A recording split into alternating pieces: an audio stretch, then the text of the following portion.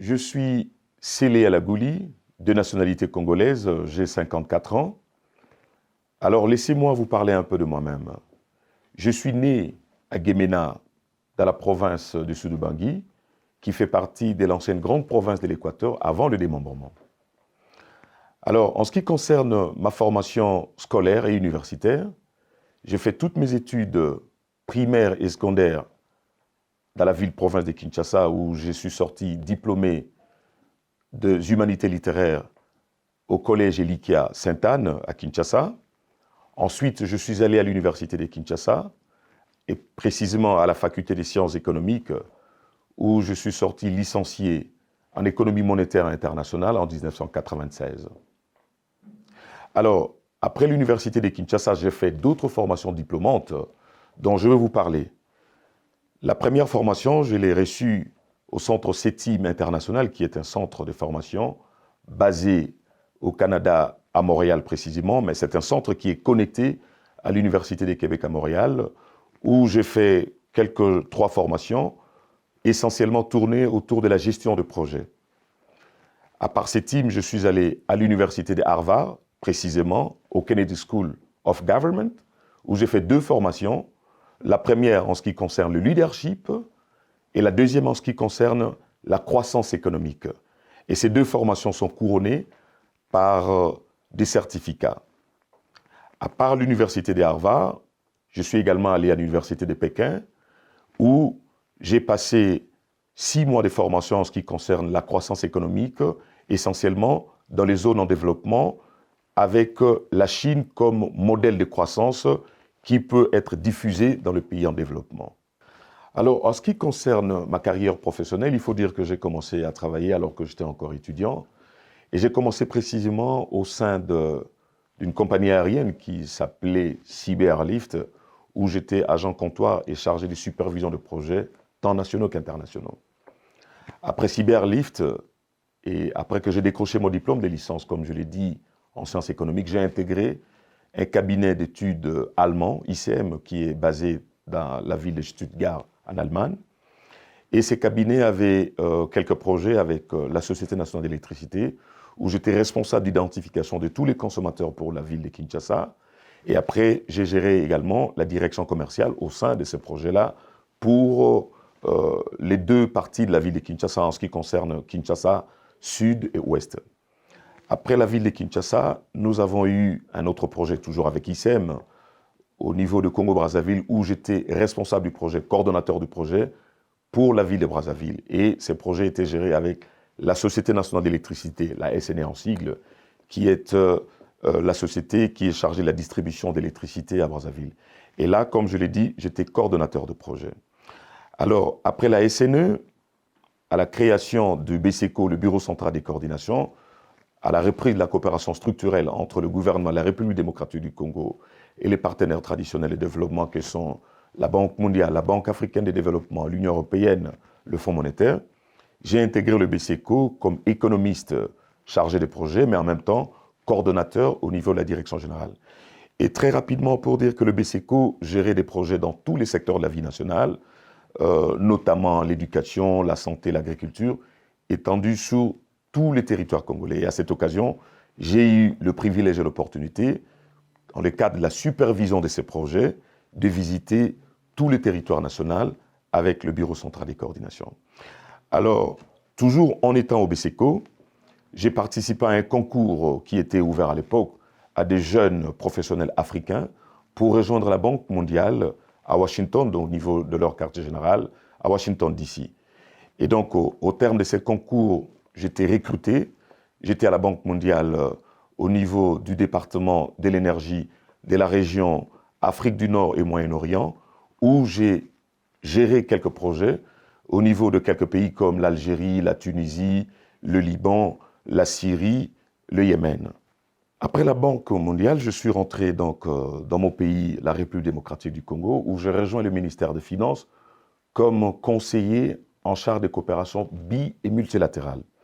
Et à ce titre-là, j'ai négocié énormément de projets pour le gouvernement et pour mon pays, et des projets couvrant tous les secteurs de la vie nationale, l'électricité, l'agriculture, l'éducation. Et ces projets couvraient également pratiquement toutes les provinces de la République démocratique du Congo. Et comme je l'ai dit, les principaux partenaires avec lesquels j'ai négocié ces projets, c'était les partenaires traditionnels, qui sont la Banque mondiale, la Banque africaine de développement, l'Union européenne, en ce qui concerne les multilatéraux. Mais les bilatéraux, il y a eu également des négociations avec la coopération allemande, la coopération belge, la coopération française, la coopération italienne. Je peux dire que globalement, au terme de mes prestations comme conseiller en charge des coopérations bi- et multilatérales, j'ai négocié des projets pour environ autour de 2 milliards 300 millions de dollars américains en faveur de la République démocratique du Congo. Après avoir été conseiller, toujours au même niveau du ministère des Finances, je suis devenu directeur des cabinets dans ces mêmes ministères. Et l'enjeu majeur en ce moment-là, quand je suis devenu directeur de cabinet, c'était d'amener le pays à atteindre le point d'achèvement de l'initiative PPTE. Alors brièvement, l'initiative PPTE, c'était l'initiative dédiée aux pays pauvres très endettés. C'était pour réduire l'endettement qui constituait un surpoids sur les finances publiques des pays en développement, dont la République démocratique du Congo, qui avait un stock de dettes d'autour de 13 milliards. Et au terme de la gestion du programme qui était mis en place avec le Fonds monétaire, le Congo a atteint le point d'achèvement alors que j'étais directeur de cabinet et nous avons bénéficié de l'effacement d'autour de 12 milliards de dollars américains sur un stock de 13 milliards de dollars américains. Après avoir été directeur de cabinet au ministère des Finances, je suis allé à la primature comme directeur de cabinet. Et à la primature, l'enjeu, parce qu'en ce moment-là, le pays n'était plus en coopération avec le Fonds monétaire. Et traditionnellement, quand vous n'êtes pas en coopération avec le Fonds monétaire, ça vous prive également des ressources d'autres partenaires de développement que sont la Banque mondiale, la Banque africaine de développement et les autres. Et à ce moment-là, il était question que le Congo mobilise assez de ressources intérieures pour faire face au fonctionnement des institutions, au fonctionnement du pays, mais également au programme de développement. Et effectivement, le pays a connu une stabilité relative du cadre macroéconomique pendant pratiquement une période de 5 ans où le taux de change, le taux d'inflation sont restés tout à fait stables. Mais également comme bénéfice de la mobilisation des ressources accrues au niveau interne, mais de la stabilité du cadre macroéconomique, le pays a financé sur fonds propres du gouvernement beaucoup de projets en ce qui concerne les secteurs du transport aérien, le secteur des transports routiers, le transport ferroviaire, les écoles, les centres de santé et l'agriculture. Après avoir été directeur de cabinet du Premier ministre, j'ai été nommé directeur général des impôts. Il faut préciser que l'enjeu majeur était d'accroître la mobilisation des ressources intérieures relatives, bien entendu, à l'impôt, en vue de financer les élections, parce que c'était la première fois que la République démocratique du Congo élevait l'option politique de financer sur fonds propres les élections, le processus électoral en 2018. Et ma stratégie était simple. J'avais mis une stratégie sur 3 piliers. Le premier pilier, c'était les ressources humaines. Le deuxième pilier, c'était l'impôt en soi-même. Et le troisième pilier, c'était la logistique de la Direction générale des impôts. Et grâce à cette stratégie, à 3 parties, à 3 piliers, nous avons réussi à améliorer sensiblement la mobilisation des ressources publiques qui ont permis, comme je l'ai dit, de financer non seulement les élections, mais également de prendre en charge un certain nombre de projets intérieurs. Après avoir été directeur général des impôts, il a plu aux autorités de mon pays de me nommer ministre des Finances. Dans le tout premier gouvernement, après la passation de pouvoir avec le nouveau régime. Et à ce titre-là, l'enjeu majeur, parce que je suis devenu ministre en 2019 et ça coïncidait avec la pandémie à Covid-19, il fallait non seulement maintenir le rythme de la mobilisation des ressources, parce que la pandémie avait paralysé l'économie mondiale dans son ensemble, dont nous dépendons en ce qui concerne l'exportation de cuivre qui fait partie essentiellement, qui est le pourvoyeur de ressources publiques au niveau de la République démocratique du Congo. Et à ce titre, nous avons mené un ensemble de réformes.